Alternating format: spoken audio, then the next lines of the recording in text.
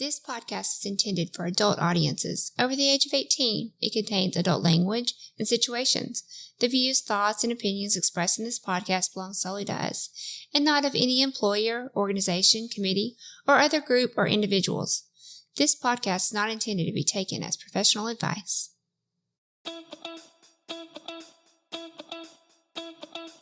Welcome to the Swing Nation Podcast, a podcast by swingers for swingers, where we look to educate others and push back on the negative stigmas and misconceptions associated with our lifestyle. Come with us and share our pineapple journey as we travel the globe, interview the experts, learn and grow together. Join the nation.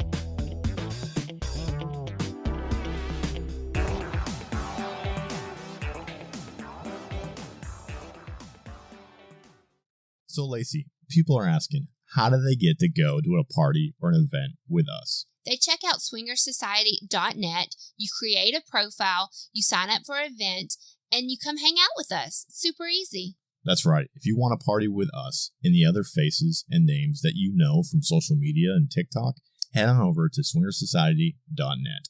Can't wait to see you there.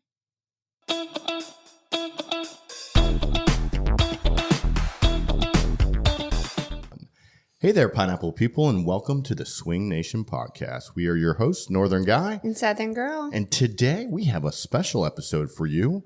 We are sitting down with Dr. Tammy Nelson, a PhD, a renowned sex and relationship therapist, a TEDx speaker, and author of Open Monogamy and When You're the One That Cheats. She also happens to be Ashley Madison's resident sex and relationship expert. Welcome to the show. Thank you. Thanks for having me. So we like to start our show kind of the same way we start a lot of our lifestyle interactions with people is the whole tell us a little bit about yourself. So, and you know, how do you get to be a sex expert? I'm not sure how you, like when I went to college, or when I went to high school and I started going to see the guidance counselor and they're like, what do you want to do with your life? I wasn't given that option. Like sex expert wasn't on the list of career fields I was offered. So how did you get here, Dr. Tammy? Well, I don't know if that's what my degree is in, but I do have a degree in sexology, which is what my PhD is, sexology and psychology. And I have a certification as a board certified sex therapist. And so there are, ways to be specialists either in sex education, sexuality counseling, sex therapy. And I started, and I'm the director of the Integrative Sex Therapy Institute. So I train and certify postgraduate psychotherapists to be sex therapists. So, sex therapy is just a kind of psychotherapy that helps couples, individuals, or people in open relationships work on desire issues, relationship issues, physical, anatomical, arousal issues. Sex has become, yes, a part of a conversation that is easier to talk about, but people still have a lot of issues around their childhood, around repression, around dysfunction. And so, working on your sex life has become not just something that we can learn from the media, but sometimes people need extra help. 100%. Yeah, it's funny.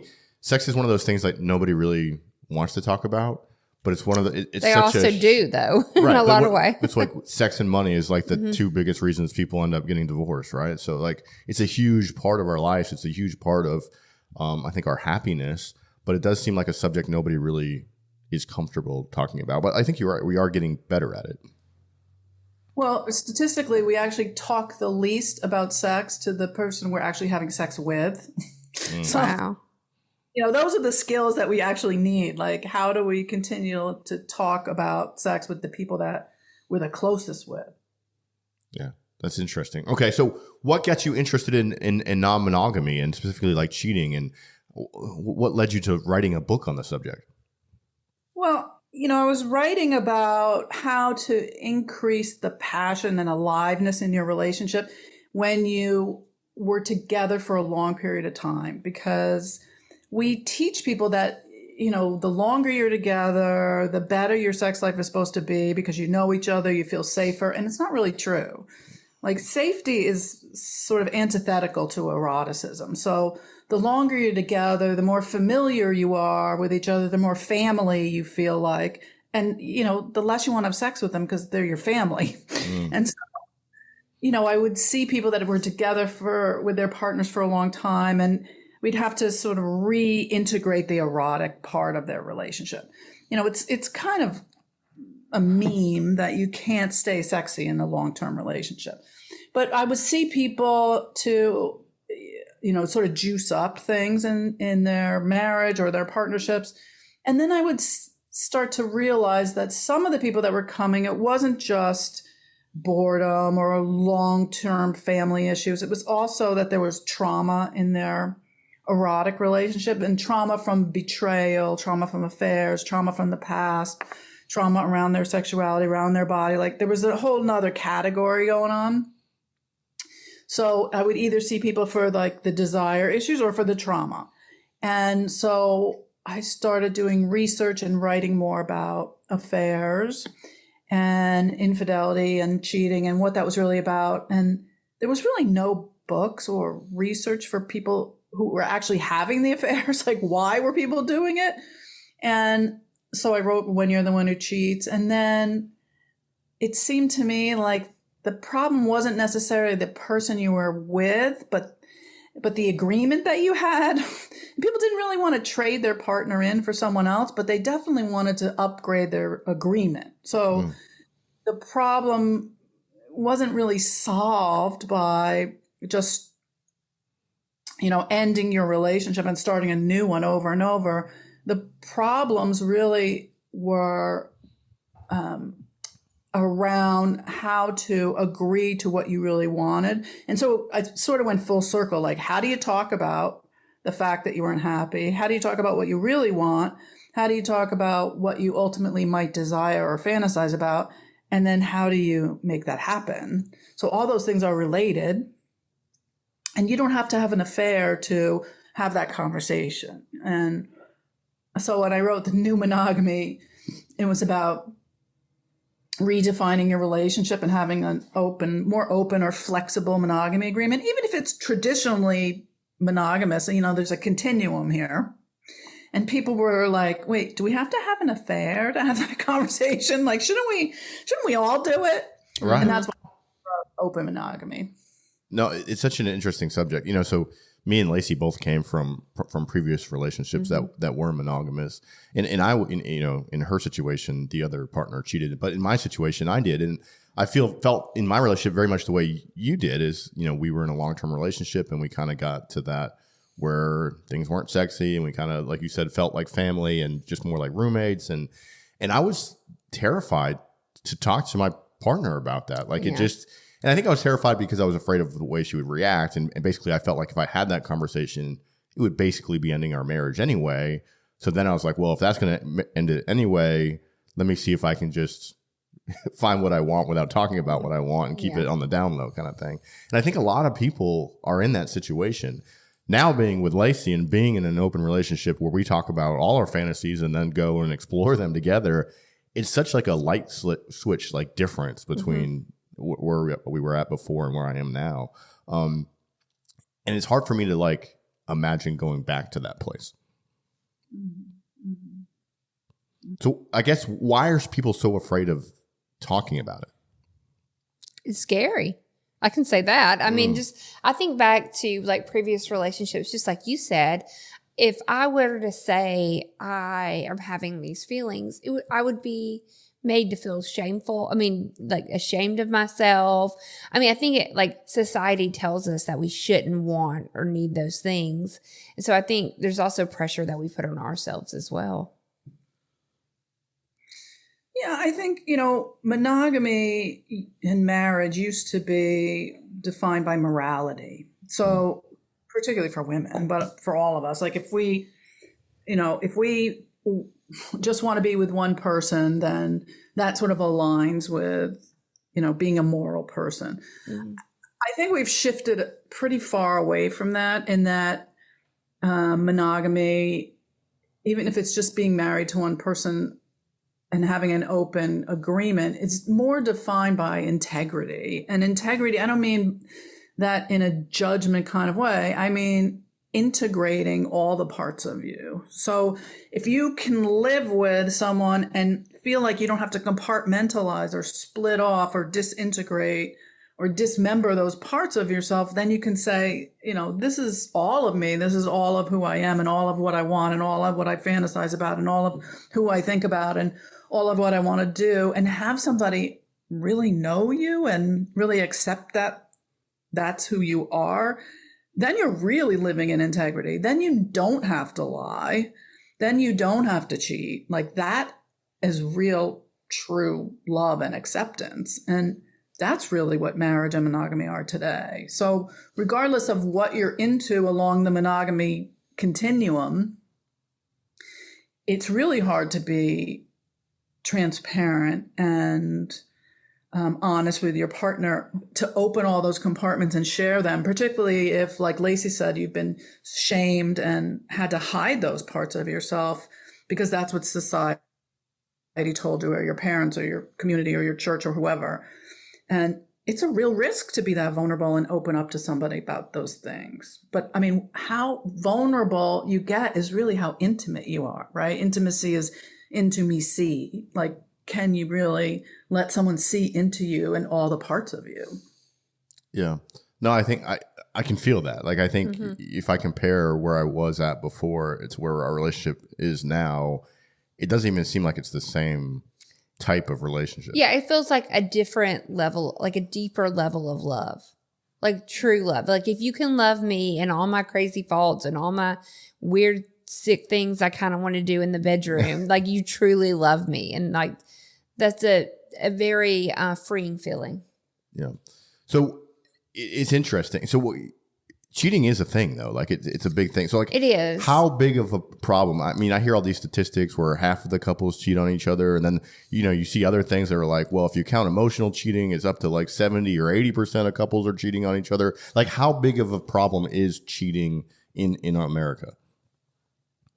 Well, first of all, it's hard to know how many people are cheating because cheating is based on dishonesty, and so people lie to the researchers, right? They're not even honest to people that are trying to do the research. So that's one problem. The other problem is, how do we even define cheating now? Like, so much around technology that we can do that we couldn't even do 20 years ago. I mean, you can cheat lying in bed next to your partner.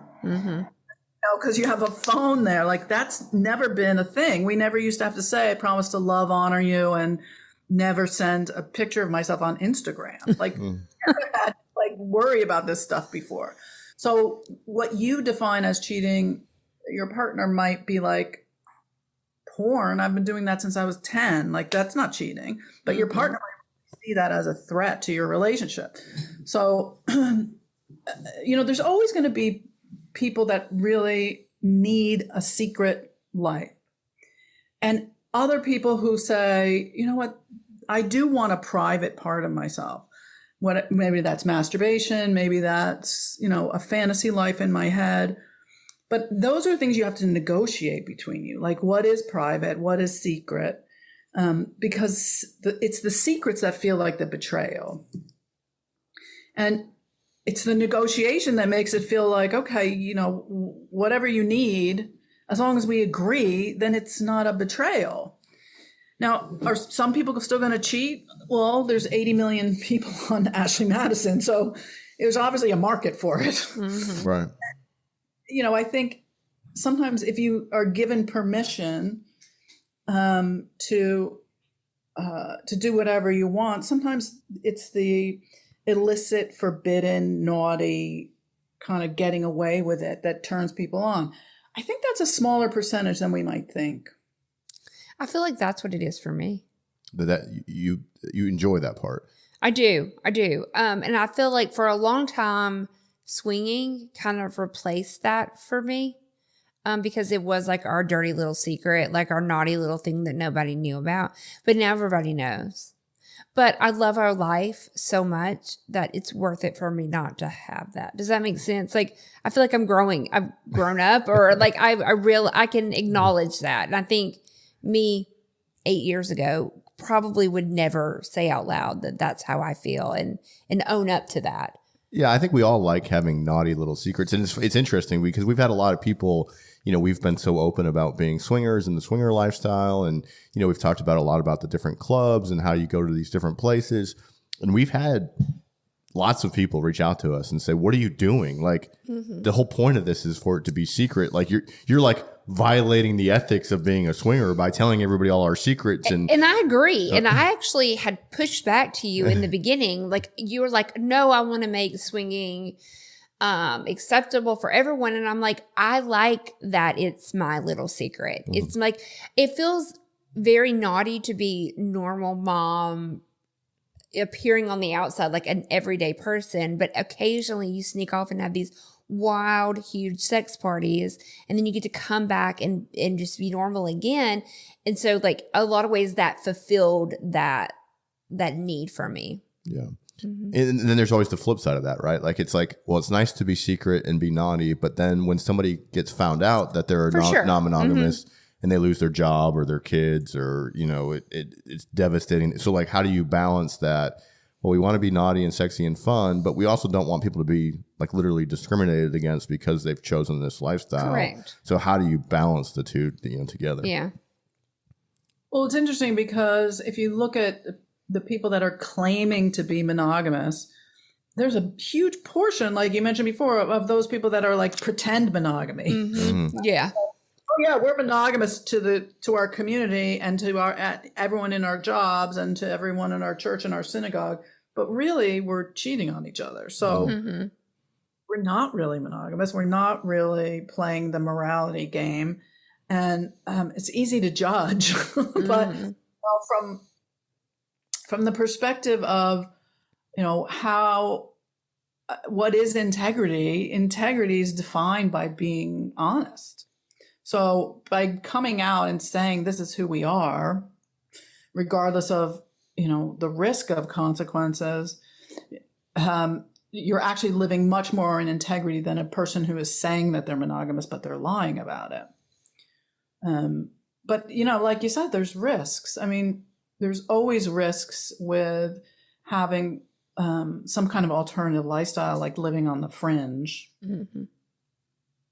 Yeah, it's true. And I guess that's like, so to your point, like, how do you keep the sexy fun, but then also advocate for this community? I mean, I think I feel comfortable with what we're doing. Like I said before, I feel like I am proud of like the work that we've done and everything, but also like, and I'm aware that I've lost that, like, but I still kind of have it too. So for me, I just think I'm like getting older and accepting that I'm okay with where I'm at, for me anyway. Agreed. I think it's good. Okay. So my next question to you, and this is, everybody wants to know why people cheat. And I don't think that's, maybe we could probably talk for more than an hour about that. But I think the answer would surprise people. I'm going to be honest. I was cheated on. Quite a few times. And I wanted to know why too. As somebody that, had a partner that was cheating, I wanted to know what I did wrong, what I could have done better. So I'm really curious to see what you say, because now 10 plus years removed from that, I realized I don't think I could have done anything better. I think it was all about them and the things that they were going through in their life. I don't think it was me at all. Well, I can tell you that after doing this for 35 years, I'm pretty clear that people don't really look for another person. They look to be another person.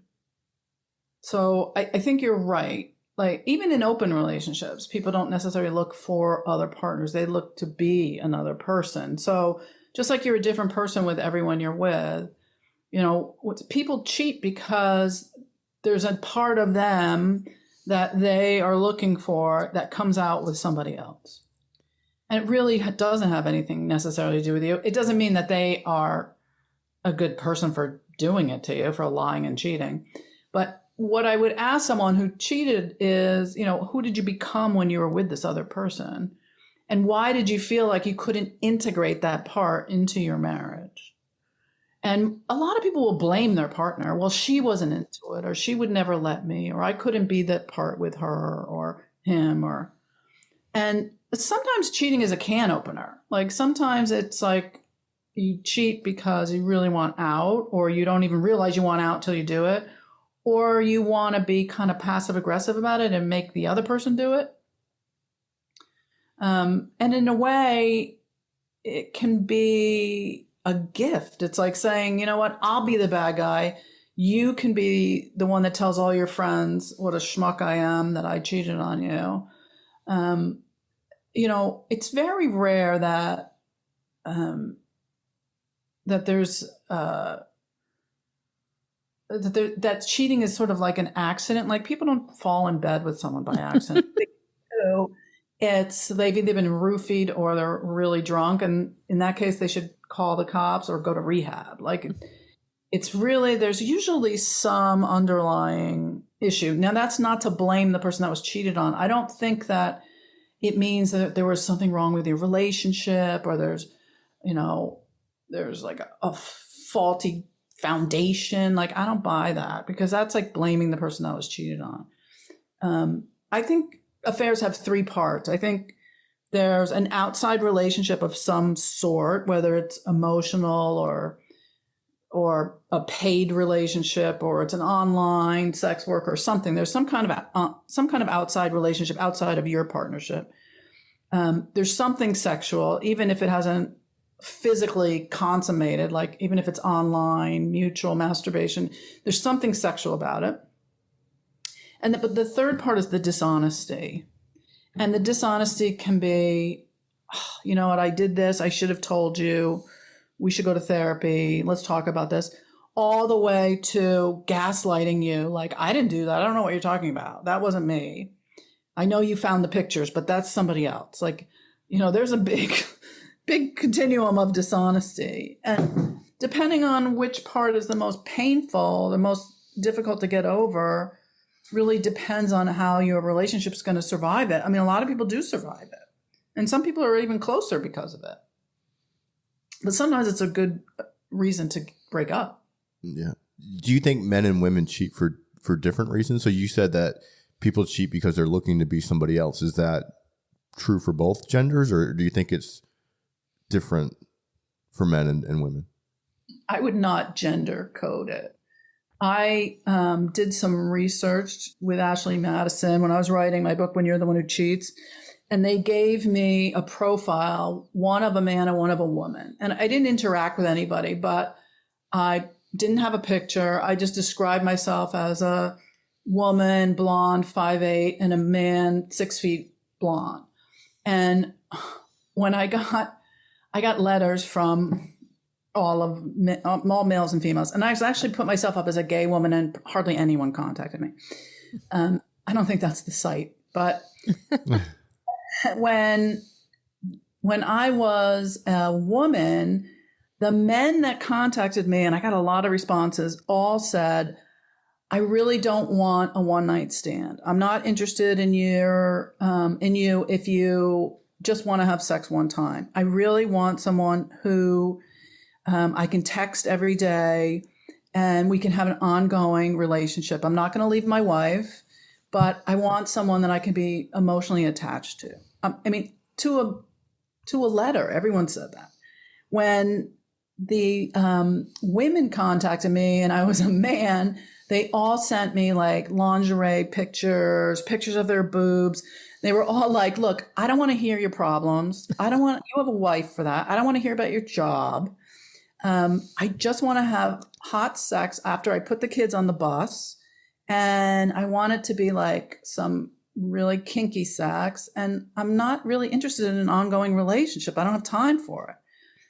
I mean, to a letter, every woman was like, please, I don't want a relationship with you. Can we just have hot sex? So, I mean, this whole idea that men cheat for sex and women cheat for relationships, it's just not true. I mean, statistically, it's not true. And It's kind of gender coding to think that women, particularly of a certain age, like if they have young kids or they're a little bit older, they don't have time for another relationship. Mm-hmm. And they are taking care of so many emotional needs. Like the last thing they want is like more emotional needs. Lacey's nodding her head. Yeah, no, I totally agree. Yeah. I don't want to text you all day. I love you, but like just check in with me and let me know you're okay. Like the thought of doing that seems exhausting. Like just show up, fuck the shit out of me, and then leave. Yeah. Come back next week, same time. Well, and it's interesting because you would think that would be the male perspective. Yeah, you would. You know, Lacey's on OnlyFans, and there are quite a few guys that message her on OnlyFans that just want to chit chat. They just want to have a conversation. They just want to tell you about their day. They're not necessarily looking to be sexual. So it is interesting that from what you've just said, it sounds like maybe men are looking for more of an emotional connection, or probably looking for somebody that they feel like they can be vulnerable with. Because I think a lot of men at home have to be this big, strong, tough guy and maybe not share their emotions. Yeah. And so having an outlet for that is maybe what they're looking for. Yeah. And you know what's crazy is if those men gave that attention to their wives and cared and texted and checked, you know, and was emotionally available to their wives, they'd probably get laid more. To be honest with you. So it's like counterproductive. Like they're giving their attention elsewhere when if they just watered their own grass, it would grow pretty well. Yeah, it's interesting. Well, it may also be that the wives are like, okay, enough of you. Especially if you've been married for any amount of time. I could totally see that. If you're taking care of kids and cleaning and cooking and doing all the things, or you have an outside job, and like the last thing you want to do is hear a grown man be super vulnerable, you know, like emotional, you don't want to dismiss their feelings, but I can kind of get where you could just feel like, I can't deal with you today. Well, there's a lot of emotional labor that goes into being a wife and a mom. So if the vulnerability comes off as like neediness, like how come I'm not getting anything, and women are feeling depleted, the number one reason that women say they don't have desire for their partner is because they're exhausted. Mm-hmm. So when you get to, depleted and you're exhausted and you're tired and there's no room at the end of the day, the last thing you want to feel is somebody else trying to deplete more of your energy. Mm-hmm.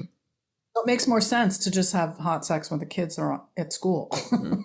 With a stranger. Well, and to be honest with you, some nights I want to have sex with you. Like like last night, for example, I would have loved to have sex with you. I was just too tired.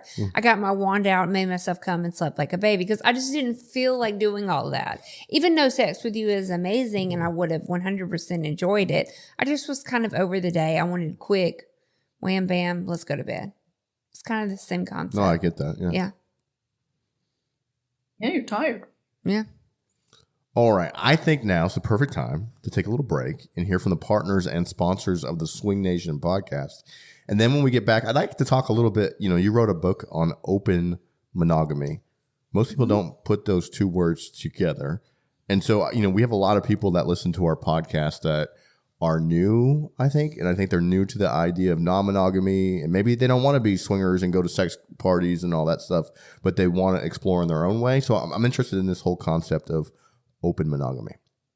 So let's talk about that on the backside. We'll be right back, guys.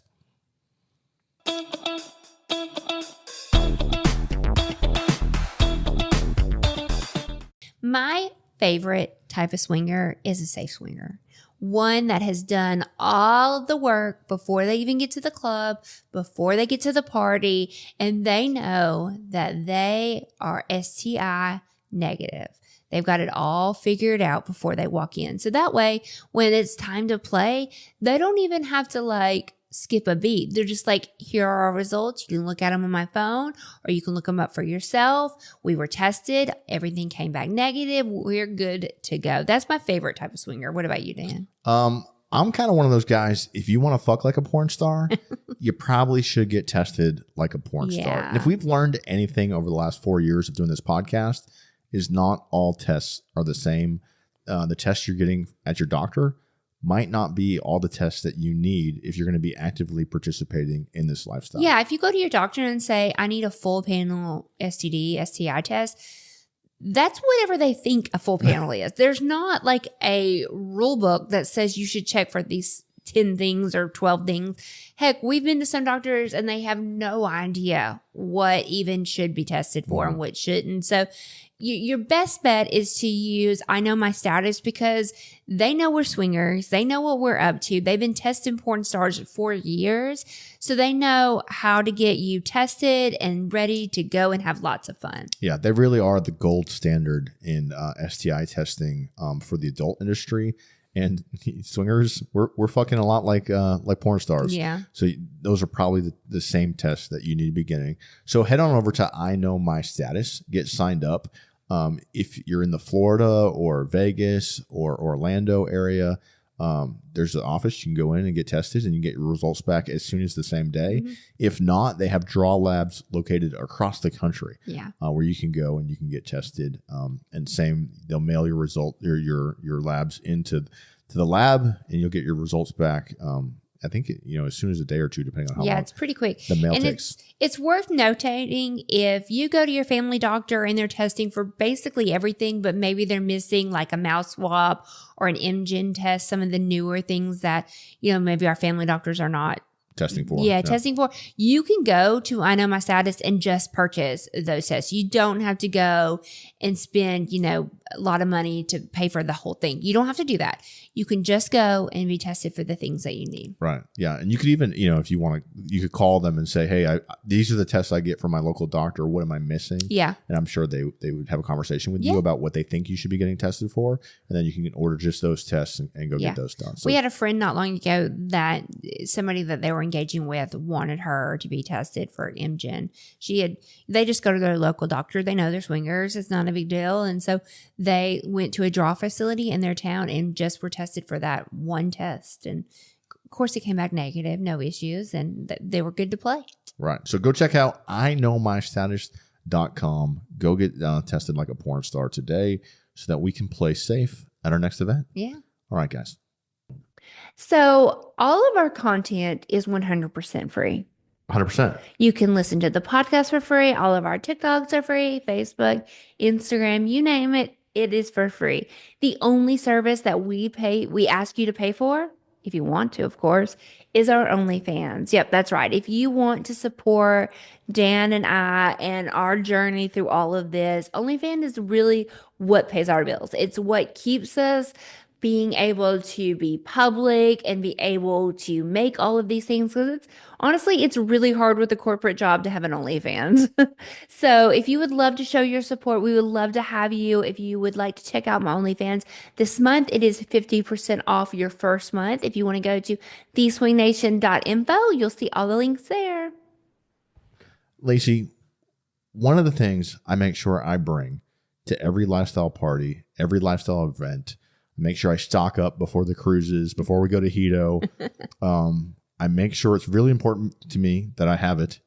I forgot it like one time and I had a small panic attack. You did. I need to make sure I have my ED medication. Correct. Yes. Performance anxiety is a real thing. 100%. When there's 50 people in a room watching you and you're trying to perform, that can be sometimes difficult. You can. So I like to bring what I call my lifestyle insurance, which is that ED medication. Mm-hmm. And I get mine from Shameless. You do. For a few reasons. One, you don't have to mess with the pesky subscriptions, right? Mm-hmm. So you're not going to sign up and they send you a bunch of pills every month and you can't cancel it and you have hundreds of pills around your house that you don't need. If you need medication, you just go to Shameless. You click on the thing, you fill out a couple of little questionnaires. Well, no, it's actually easier than that. Like once you have your prescription, they actually email you when it's time. Like when it right, they'll send you a little reminder that says, hey, we're just checking in. Do you need any more medication? And you literally just hit reply and say, yes, I'm ready. It's that simple. It's because sometimes I do it for you, like to kind of help you, like to remember, you're like, yeah, I need it. Go ahead and send the email. And so I'll do it for you. Right. And then every so often that you have to do a little like check in with your doctor and stuff like that. And they, they make sure everything's good. And then they send that medication. Super simple. It's very simple. So if you need some, I recommend you go to theswingnation.info, go to the recommended apps and products, click on the Shameless Care icon. It's going to bring you right over to Shameless Care, or you can go shamelesscare.com/TSN. and get signed up. And we got discount codes for you to save some on that first subscription. Yep. So go check it out, guys. Bye. Bye.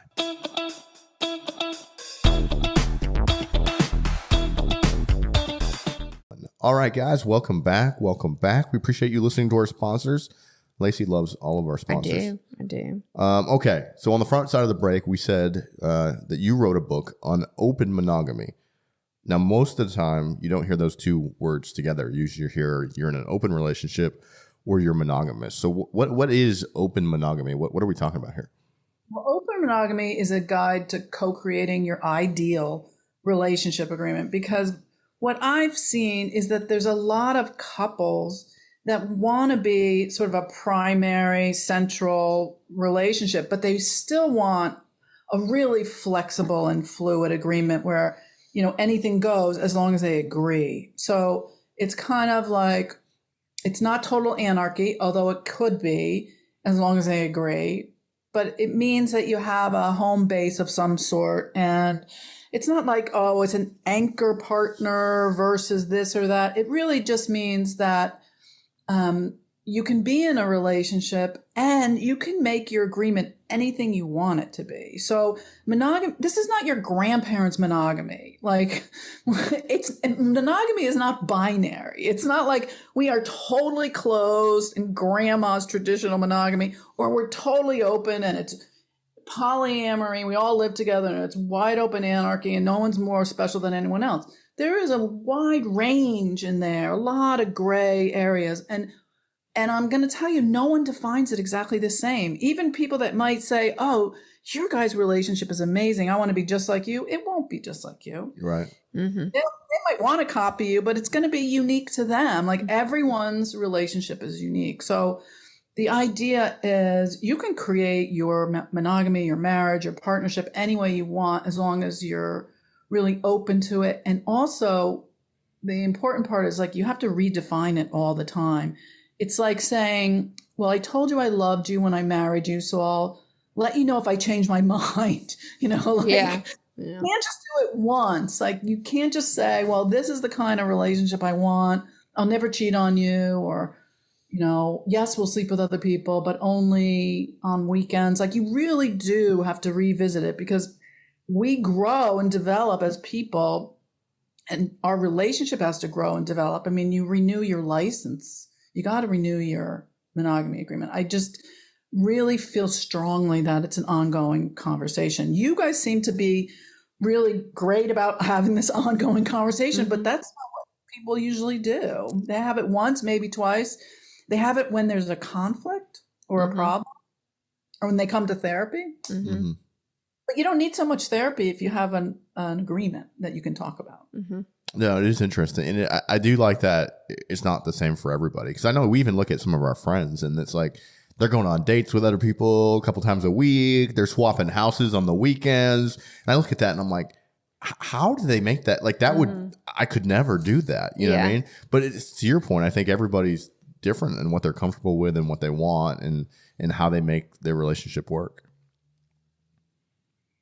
Yeah. I mean, how you develop it and what. Also, you're making what's implicitly assumed very explicit, because you might think, all right, well, swapping houses, that sounds fun.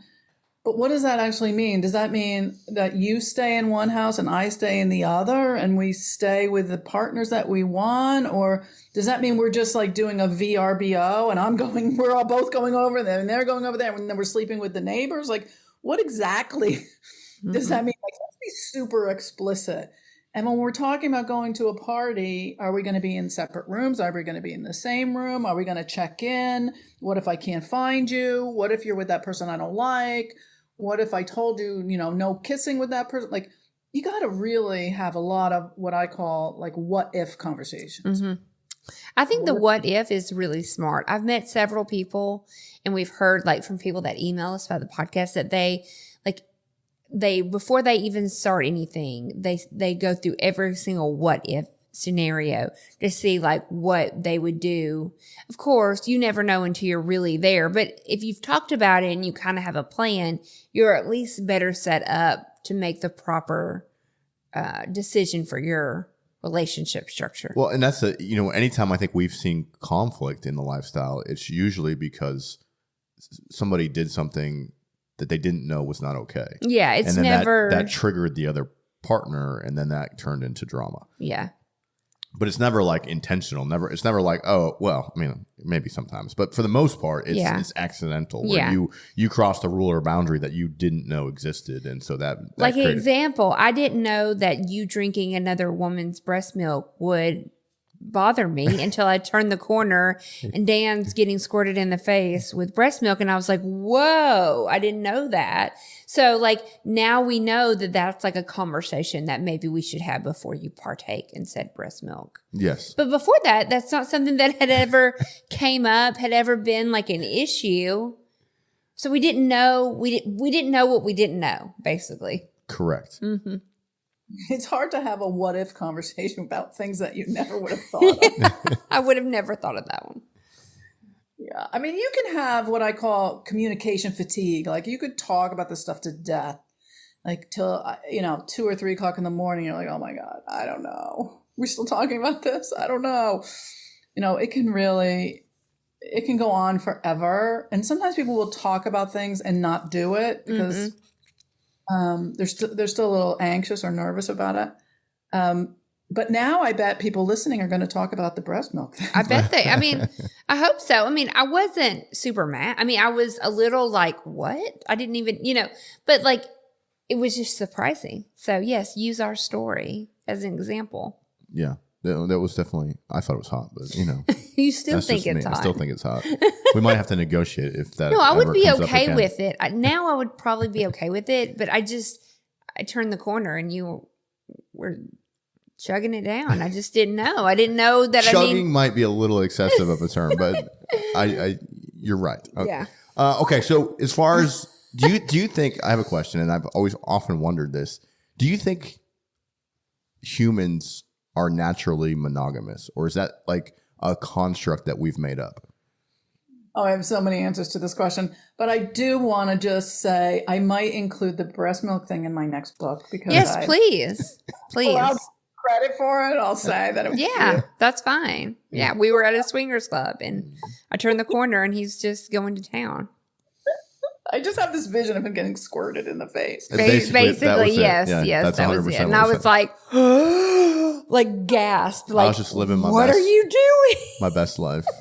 Great visual. And he looks at me like, what? Listen, you don't get to play with milky titties every day, so when you get that opportunity, you just enjoy the moment, like.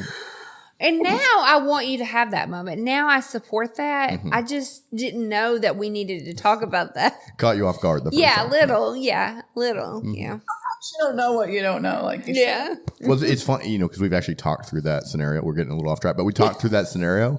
And part of the reason she was triggered by that is because she can't have children. She had a hysterectomy and can't have children. So she was, basically what she said to me is, I think it triggered me because you clearly enjoyed that, and it's not something I can give you. Or that we'll ever experience together. So it just kind of hit somewhere that she didn't expect it to hit, which is kind of interesting. Yeah. Mm-hmm. Totally. And when I hear people talk about things that they are threatened by, or there's some jealousy comes up or whatever, I never look at that as if, oh, well, that's about you, so you should work on it. I always see that as like an emotional canary in the coal mine. So like what's behind that? Like what's going on in the relationship that needs to be talked about? And so I'm glad that you were able to identify that as, that's an emotional thing. That's a real psychological issue. And I kind of encourage people to divide that up into 4 things: time, attention, affection, and sex. Like which is the part that bothered you? Like, was it the time? Was it the attention? Was it the affection? Was it the sex? I mean, you were able to get pretty specific about what that trigger was. And so it's not just like, oh, I was jealous and I don't ever want you to do that again. I mean, I love the fact that you were able to identify, this is what came up for me. This is why that bothered me. I'm kind of enjoying it now when I think about it. Like that's probably the healthiest therapy you could have done for each other. Look at us. We're pros. Well, we often, we're still, but we've often found when one of us get triggered, or when one of us experiences jealousy, there's often some insecurity within us underneath that jealousy trigger. Like, it's I would it say usually 9 is times some kind of yeah. reflection back on us. And I think you said you don't like to always assume that, but we found that it often is. Mm-hmm. Well, I think you're in the advanced camp because you're able to talk about together what that feeling was and what's underneath. Yeah. Very impressive. Well, thank you. We've worked hard to get here. Yeah, our relationship's not always impressive. We have our own. We could use some more therapy, probably. Yeah. Okay, but back to monogamy. I got time. So your question was, do I think monogamy is like natural in humans? Mm-hmm. And I get this question a lot, like, are we born monogamous or are we born non-monogamous? Like, the reality is, regardless of, all the anthropological studies and trying to figure this out and what are the birds that are monogamous and none of the primates, blah, blah, blah. I mean, we're not born knowing how to eat with a fork either, right? We have to learn. And we have a prefrontal cortex that makes us think as adults and helps us to make choices. So the bottom line is we can choose. We can choose. That's our perspective as a higher mammal. Like, we can choose monogamy. We can choose non-monogamy. We can choose how that's going to look. We can choose how we want our relationships to be. And we get to choose every day. Like, today I'm going to choose. It may not be easy today, but today's going to be a hard day. But today I can choose what it's going to look like. Tomorrow I can choose maybe a different. And so it's not whether it's natural or not natural. It's all about choice, and it's all about learning what works for us. That's what separates us. The animals that we thought were naturally monogamous, like some swans and birds, like they've found now with, DNA tests that a lot of those eggs are not the father's eggs. Like, the swan women and the girly girls can be emotionally and materially monogamous with a partner, but they're going to go out and perpetuate the species by making sure they get pregnant with enough eggs that, the pregnancies are going to be viable. So the idea that like men have to spread their seeds, that's based on a 1940s fruit fly experiment that was never replicated. It's just not true. It actually makes much more sense from a biological perspective and anthropologically, historically, that women would find multiple partners to ensure pregnancy and to ensure the viability of a pregnancy with multiple sperm. So, like the idea that we could prove by assuming that men need to have more partners because they need to spread their seed, that's just not true. It's like made up, probably by a man. And it's actually proved through research that women get tired of monogamy a lot faster than men. It doesn't work for women. Women are bored by sex a lot quicker than men. And this is true in heterosexual relationships and somewhat true in gay relationships as well. Like, women just tend to lose interest in monogamous sex and will start to seek out external exposure to other partners. Men will just keep having sex because they'll just keep having sex because it's convenient, but women won't. If it's boring, it's not pathological to not want to have boring sex anymore. It's actually quite healthy to say, I don't want to have this kind of sex because it's not good for me. So it's not that women necessarily lose desire and there's something wrong with them. It's that they lose desire for non-satisfying sex.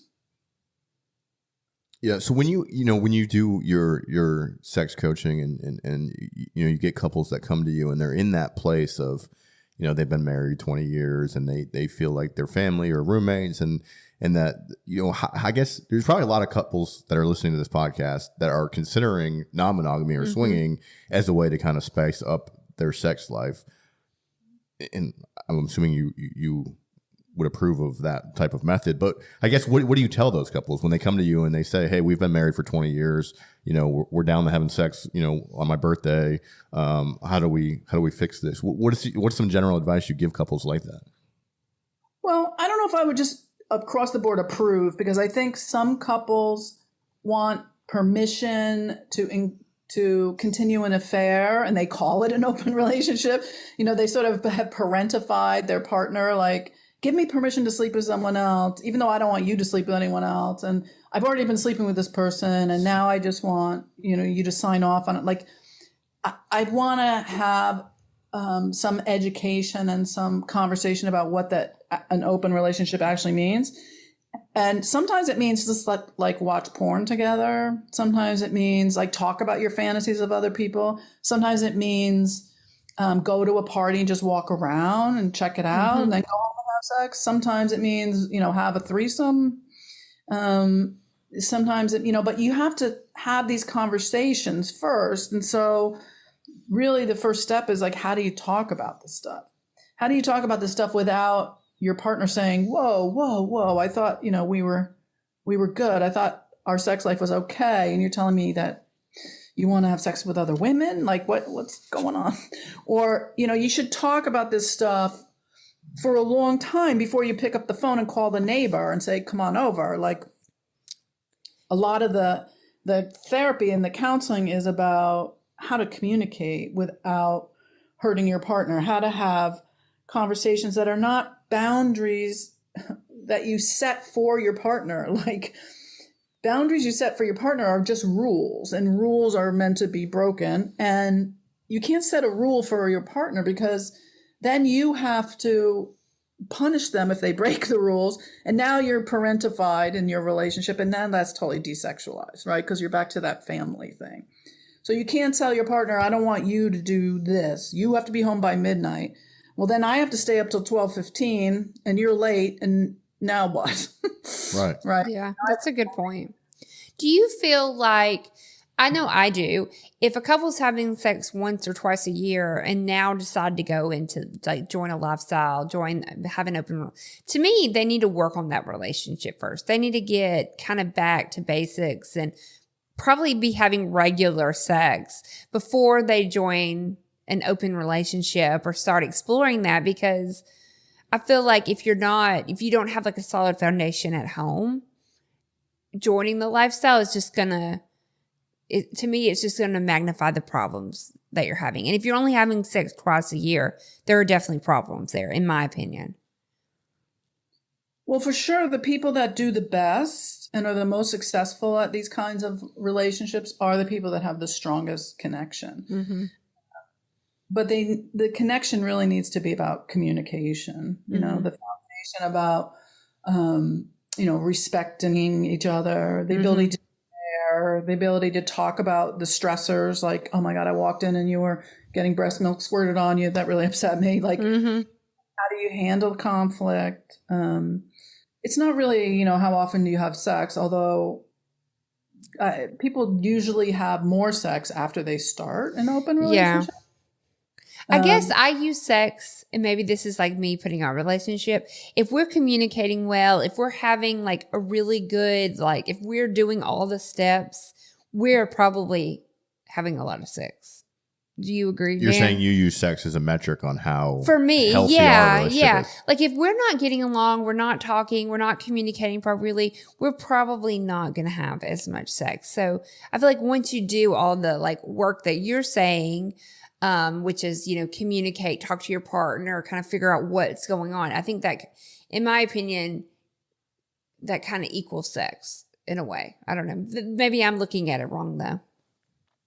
Well, I think it's really about, expanding the energy that you have. If you have a lot of love and connection and affection and sometimes sex in your relationship, then you have enough to expand to include other people. Mm-hmm. A lot of restriction and you feel like you don't have enough time, attention, affection, sex, like there's not enough energy in your relationship, you're going to feel resentful if you try to share it. Like it's just not enough to go around. Like I do retreats for couples and I do ketamine retreats with couples. And what I found is regardless of where they are on that spectrum of open to close or close to open, the more they have together, the more they tend to feel generous about sharing it with other people, right? Mm-hmm. The more they feel like, wait, I'm not getting what I need, the more likelihood they'll take a break or shut it down.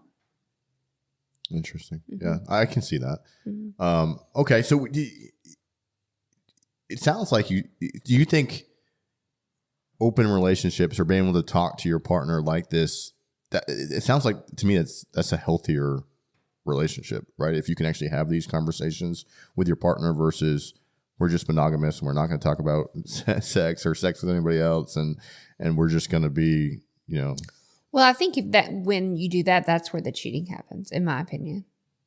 When you're not talking and you're not communicating, and then somebody's gonna stray. But surely there are successful. Oh, for sure. Monogamous There's got to relationships. be. Yeah. I don't know how many, but But- surely there are, right? But successful ones that are not communicating? Yeah.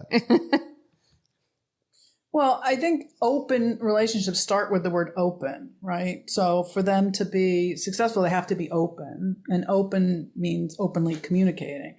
I don't think we can make assumptions that monogamous relationships aren't openly communicative. Like, I think we can go too far over to that side of the spectrum and assume that monogamy is a negative for people and that people are going to cheat. People cheat in open relationships too. Mm-hmm. Yeah. Oh yeah, 100%. Mm-hmm. So, whatever your agreement is, it's easy to lie and cheat and step outside of that, just like it is outside of a monogamous relationship. Because a monogamous relationship is just an agreement around different things. They're just different place on the spectrum. Yeah. You can be open or closed in any open or closed relationship. I mean, even if you are in a polyamorous relationship where, I see 6 of the partners together, if one of them goes out for coffee with someone else and doesn't tell anyone, then everyone feels betrayed. Yeah. It is interesting what triggers you. Like we were talking about the breast milk thing. Lacey's got triggered by just me brushing hair out of another girl's face and stuff before. Like that was the thing, right? Because it was intimate. Right. Yeah. We had a bunch of sex, but at the end, like we cuddled a little bit and I brushed her hair out of her eyes. And that was like, Lacey was like, I did not like when you did that. It was like, okay, so me bending her over the couch and fucking the shit out of her, that was fine. But Totally. but brushing the hair out of her eyes, that was where you drew the line. Yep. But it is things like that that can trigger you. Makes total sense. Mm-hmm. Okay, so you did some consulting for Ashley Madison, and I just wanted to talk about this a little bit. So, by looking at their website and like you mentioned, the 80 million users, is there anything what did you gain from all that, right? So there's this, if anybody doesn't know, Ashley Madison was a website that was really popular in the late 90s, early 2000s, sometime in there, and got over 80 million users. And this website was particularly marketed at like life is short, having an affair. And that was the whole idea behind it. So when you did your research and kind of dug into some of their information, what did you learn from that? Well, I learned that it's clearly still popular. Yeah. But I also think that their tagline is really outdated because I don't think life is short. I think we live a long time and we stay sexual well into our 80s. So that franticness of like, you don't have a lot of time, you better squeeze as much sex in as you can. It doesn't really motivate anymore. And that's not why people have affairs. Like, oh my God, I have no time. I better have as much sex as I can. More likely, a majority of those people want alternative relationships for different reasons. And there are actually statistics on the site that say that a percentage of those people actually want an open relationship. Some want an open relationship, are afraid or don't know how to talk to their partner about it. Some are actually in open relationships and they're looking with their partner for partners for themselves or partners for the two of them or the three of them. Because it's such a large pool of people to choose from. And also because it's sort of built-in privacy, like they know that people are good at keeping secrets there. That's the whole point of the website. So, there's something about that as well. Like there's a difference between, again, privacy and secrecy, and a difference between lying to your partner and finding private, secret relationships. So, there's something shifting across society around the meaning of relationships and multiplicity. And I think since the pandemic, we've all realized that we do need people in our world. Loneliness is the number one cause of mental illness now. And, we need to be able to connect with other people. It's the way that we do connect with other people online. And it's the way that we find everything. It's the way that we shop for toilet paper. It's also the way we shop for sex. And it's the way we shop for love. And so it's also going to be the way that we find open partners. And so, we need, God forbid there's another quarantine. We need a partner who's going to forage for toilet paper, forage for toilet paper. And someone's going to stay home with the kids and teach them math. And someone else who's going to have sex with us. And someone else is going to go to the movies. And, we found that one person or being alone is not really going to help us. So I think the idea of moving into multiplicity, moving into multiple relationships is inevitable, moving back into the village if we can, particularly as people get more and more insecure and afraid of sort of a fear-based society that we live in. I don't know if I feel like it's a numbers game at this point. The number one thing that people ask me is, how do I find people? How do I find partners? If I want to open my relationship, where is everybody? Mm-hmm. And so, I live in Los Angeles. There's a big community here, and it's hard to find people here. So I think places like Ashley Madison need to make that cultural shift into including open relationships. Mm-hmm. Yeah, it's interesting. I think we are moving in that direction. Me and Lacey started kind of this journey during COVID as well, when we went public on TikTok and, started the podcast shortly thereafter. And even in these last 4 or 5 years, now there's mainstream television shows about polyamory. It's definitely much more accepted today than it was just 4 years ago, being polyamorous. There's organizations out there like Open that are starting to pass laws in different cities and states protecting non-monogamous relationship and alternative lifestyle structures. So it does seem like we're moving in that direction where society is becoming more accepting of different relationship structures. And I think that's good to see. And I think you're right. There's going to be more of that. So I agree with you that Ashley Madison maybe, changing their platform a little bit from go cheat on your wife to, hey, we realize there's different alternative lifestyles and different ways to connect. Let's be that platform where people can find each other and connect with each other. That makes a lot of sense to me. Yeah. Find your next relationship, whatever that is. We all need relationships, however they're going to look. Mm-hmm. Right. Okay. So I think that about wraps it up. Is there anything else you want to touch on for the Swing Nation listeners, for all the swingers or potential? I think we get a lot of potential swingers that are thinking about this journey. Any last thoughts for them? No, if they want to contact me and say they heard me here, I can give them like a download, like an excerpt from the book about like how to ask each other questions, like 37 questions for your new monogamy agreement. It's sort of a way to start the conversation, but also a way to continue the conversation. Like I said, you got to renew your passport. You might as well renew your agreement all the time. Mm-hmm. Interesting. So if people want to connect with you or get that what you just talked about there, where's the best place to go and find all your information? You can go to my website, which is drtammynelson.com, drtammynelson.com, and just email me through that. You can find my books there or on Amazon or at my podcast, The Trouble with Sex.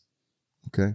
Well, we definitely appreciate your expertise in this conversation. I think it was a good conversation, and it's nice. It's nice to kind of get a little more of the clinical Like, me and Lacey kind of talk from personal experience a lot, but we definitely don't have PhDs in any of this stuff. So it's interesting to get your take on a lot of these subjects. Well, you definitely have a lot of personal experience. That's incredibly valuable. And I appreciate your integrity because you're sharing and being honest and open about it. Thank you. Well, thank you. All right. Well, I think with that, in a world full of apples, Be the pineapple. be the pineapple, guys. Bye. Bye.